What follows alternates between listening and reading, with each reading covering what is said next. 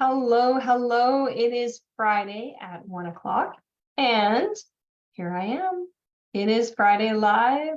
So I'm here today to talk to you about how you can throw open the doors to success for your student using success mindset.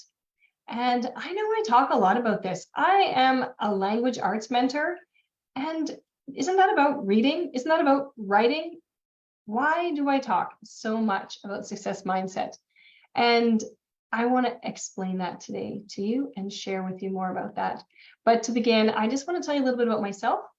I am Teresa. I'm your language arts mentor, not just a mentor for students in my class, but I want to help you help your students. So if you have a language arts question, if you have some concerns about your students' ability or difficulties that they're having, please reach out because I'd love to speak with you and be able to give you some resources that can help you. We have an amazing Facebook community where you can reach out, find help, and get training like this and other trainings on a regular basis. So please do find out how you can get involved and be a part of our language arts success community.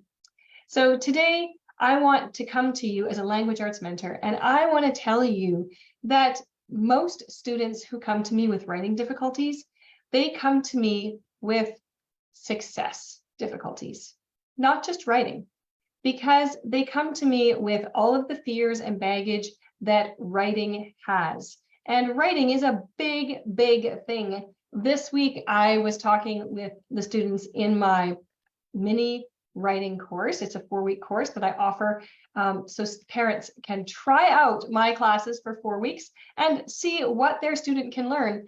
And if you want to know more about that, drop down below, tell me about that mini writing class, and I will definitely get you a link so you can register for the next session. And in my mini writing course, I was talking to them about their feelings. How do you feel about writing? How do you feel when you have to write? I had so many students just open up. It was all anonymous, often anonymous chat to me or anonymously on a Google document. They were like chiming in, yes, I worry, I'm scared. What if I don't know how? I don't know where to start. What if I let my parents down? I feel like if I can't write, I must be a failure.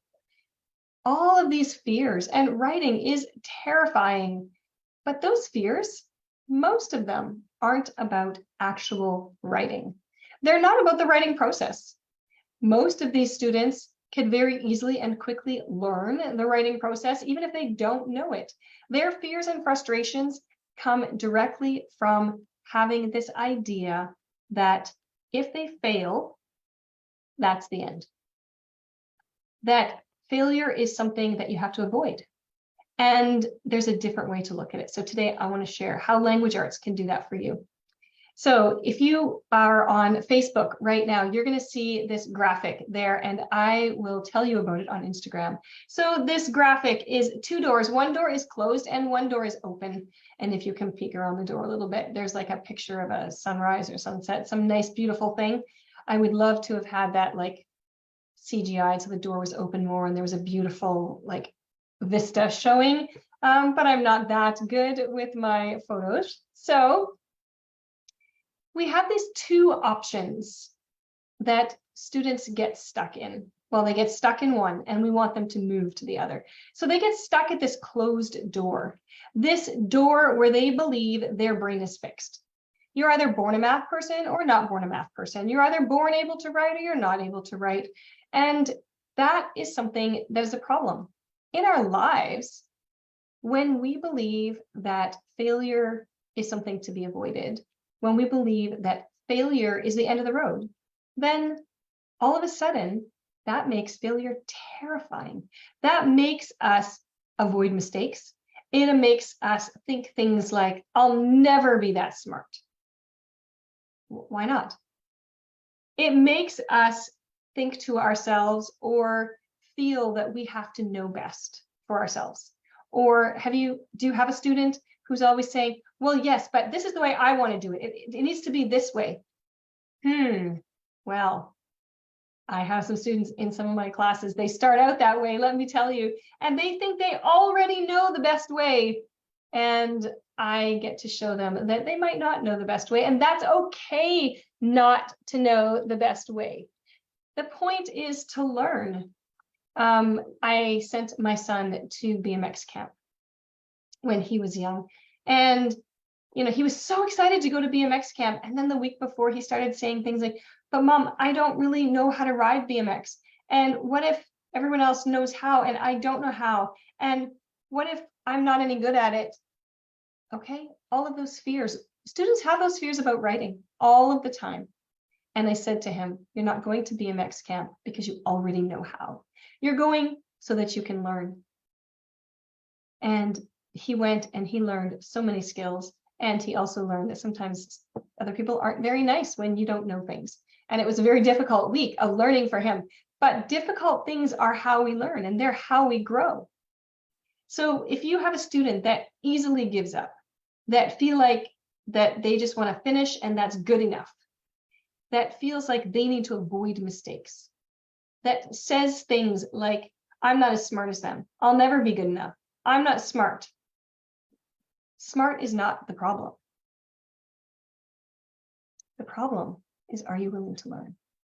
So what we want is we want to open that door for our students, and we want to give them a success mindset. A success mindset is the opposite.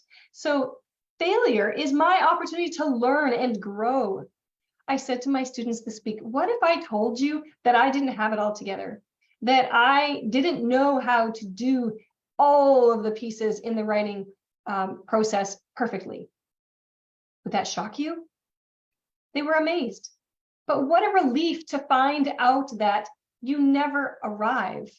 Life is about growing. Life is about developing. Life is about moving from wherever we are to the next logical step on our progression towards our goals. So today, I want to show you that by helping your student with success mindset, they will begin to say things like, "Mistakes help me to learn. Can you give me feedback about how I can improve? I can't do this yet." The power of yet. Okay, I can't do this yet, but if I keep practicing, I'll improve. Is this my best work? And maybe it is their best work, and that's okay. And there's always a point, because we always have the perfectionist child. Maybe you don't have one. I feel like every home seems to have a perfectionist child, at least one of them, that never wants to be done, because what if it's not good enough? But at some point we have to say, this is what I have. This is my best, and I will get feedback, and then I will improve. It's okay. Our perfectionist child is afraid that they're not going to measure up. They're afraid that they're going to find out their failure.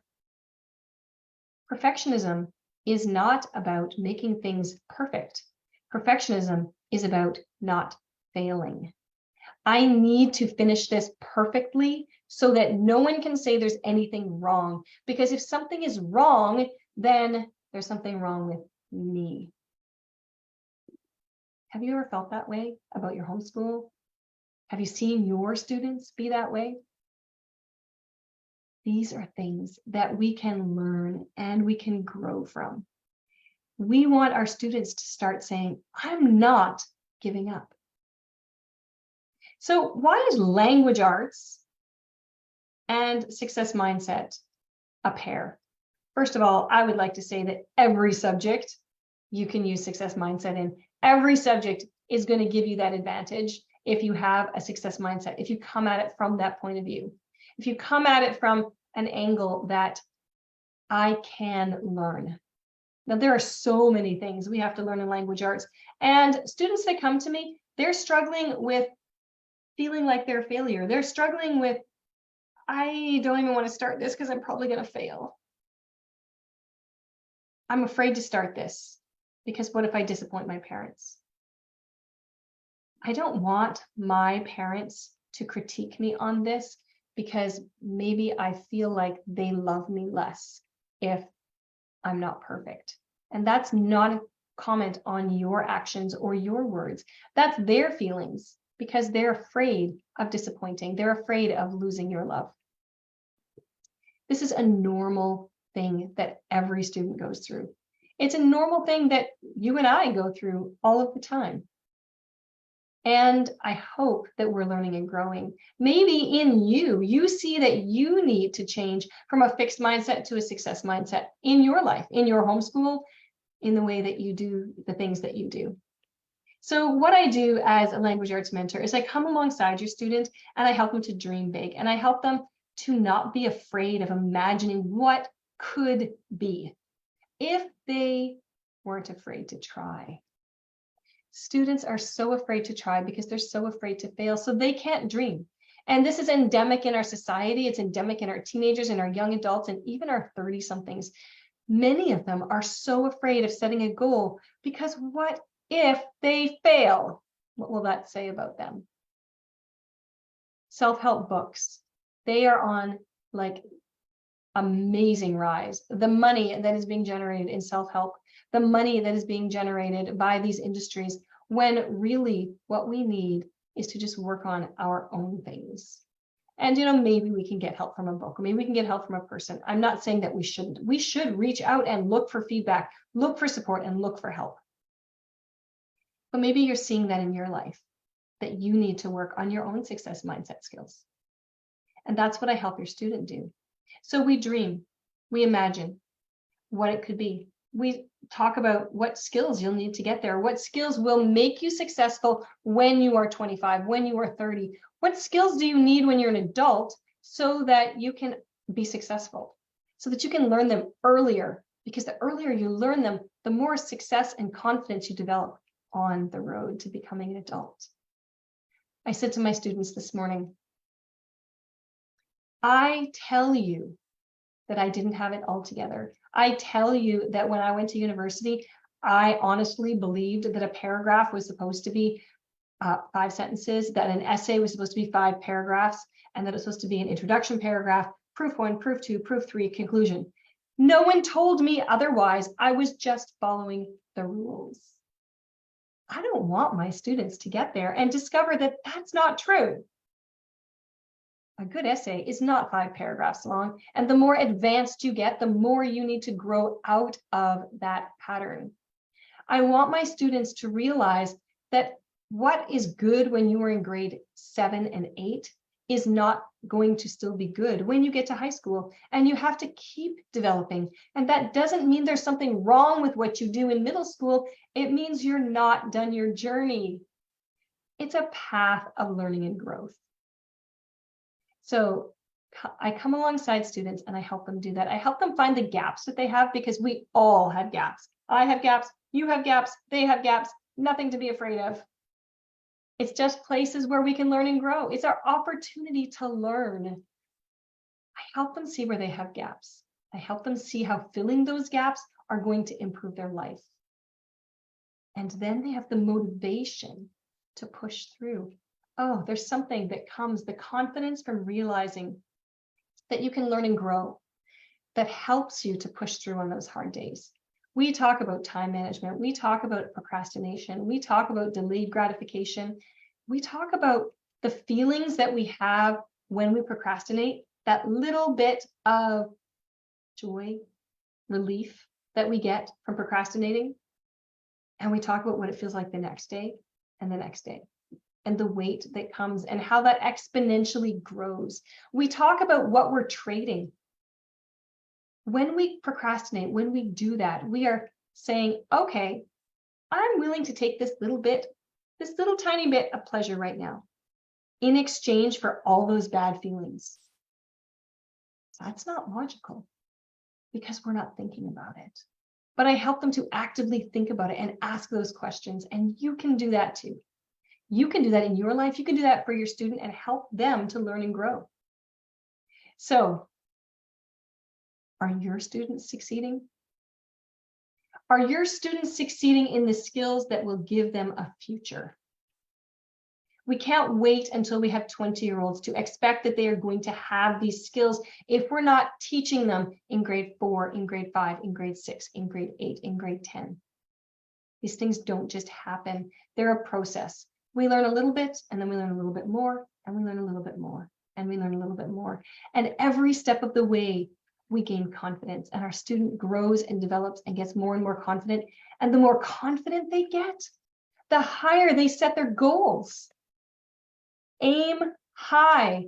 If you couldn't possibly fail, then you haven't set your goals high enough. Don't avoid mistakes. Don't avoid failure. When we teach students how to be confident, when we teach them how to manage their time, when we teach them that procrastination has consequences, when we teach them that they can change in their life, that they have agency in their life, that things are not dictated to them, that they can do something about it, we give them power in their life. And what teenager does not want that power over their life? They're begging for it. They don't want the responsibility that comes with it, but it comes hand in hand. And when they learn to take that together, and when they have someone come alongside them and help them to grow and develop those skills, there's nothing they can't do. Now, could I be like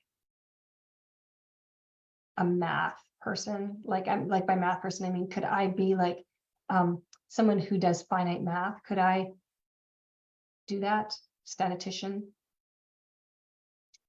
Probably it's not inside my skill set. We all have skill sets. I'm not saying that every child has the same abilities, but I am saying there's no reason that your child can't succeed with the abilities they have if they have the success skills to help them through the process. I do believe it's a lie to tell students that there's nothing you can't do. You could do anything you want. No, I don't think so. Okay? I'm not going to be a programmer. I could learn programming. I could do those things, but I am never going to excel in that area without so much work that it's not worth it. And that's not my joy. However, along the road, I can learn the skills that I need to do the pieces that I need.